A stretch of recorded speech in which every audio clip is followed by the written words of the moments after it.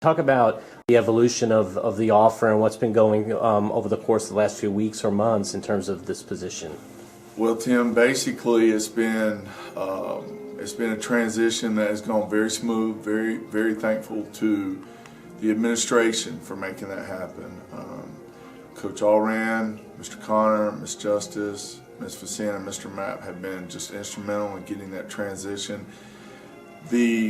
The great thing about it is the fact that I was already here, and that in doing so, the kids were very familiar with me.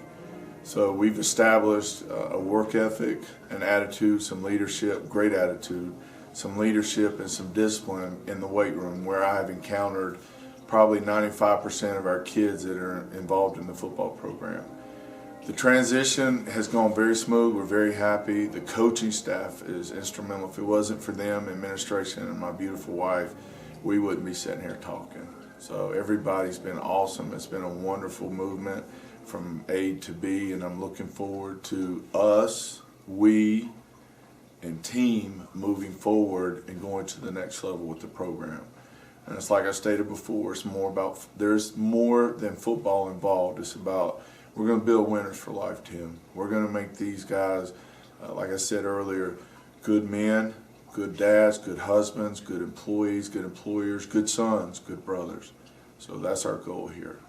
Now, Coach, you have an advantage that you alluded to, the fact that you're on staff already, so you're very familiar with the program and these kids. Yeah. You've lost a lot of talent on the lines. Talk about what you have coming up in the system. I know you have a great middle school program. A lot of these kids are transitioning in. Talk about the expectations that you have for these kids short term, next year or two.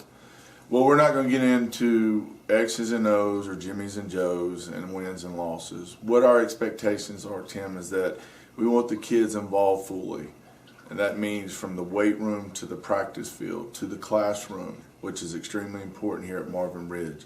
What we're looking at is, and yes, you're right, we've lost a lot up front, but we're looking at some kids, some individuals who have committed themselves in the weight room. They have committed themselves to skill work on Tuesdays and Thursdays or Mondays and Wednesdays, or zero period. We run a class before school at 6:20 for those individuals that can't get into the class, regular class during the day because of academics. So the transition and the movement forward and expectations are going to be high, but within reason. We're looking at probably, and we have lost a good bit. We've lost some great seniors, but there's kids that are stepping up right now that are willing to take that place and go a step further than the seniors did, and they did a great job. I don't mean wins and losses. I'm talking about just overall character of the program. So. Now, one of the other things unique about your position, you're here, you know the community.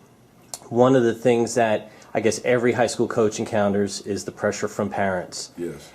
This is maybe a little bit more unique, maybe with what's happened in the past. How do you as a coach take your rightful control and leadership of this team, insulating the kids from a lot of that outside noise? Because, as I stated earlier, I have a great administration. I have a great coaching staff. And with those two aspects involved with the cornerstones of the program, the kids will be, there won't be a lot of involvement from that aspect, because the key, as I stated earlier, the key, Tim, is communication. I feel if there's an open line of communication within reason, that a lot of the dissatisfaction that could take place can be avoided because of the communication, because of the parents being involved. And we are going to involve the community and the parents a whole lot more than, and we're asking a lot of them coming up, so I hope they're prepared. So. And again, not getting into too much X's and O's, but what's your philosophy, offensive side of the ball and defensive side of the ball? Well, we got great coaches. The coaches will coach. My job pretty much is to intermediate between the administration and the program, the community and the program. So these guys are going to coach. So on the field, I say, okay, guys, it's time to go. And that's it. That's my job pretty much. Not really, but we're looking at a smaller team, so to speak.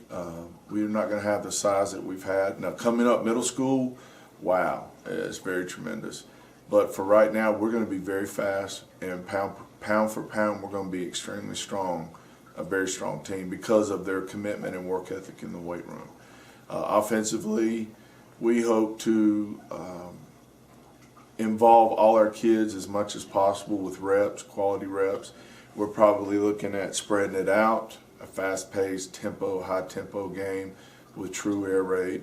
And then with defense, we're probably going to be an odd front, and we're going to be attacking, using a lot of kids coming, different scenarios and whatnot to create an advantage for us in regards to the football.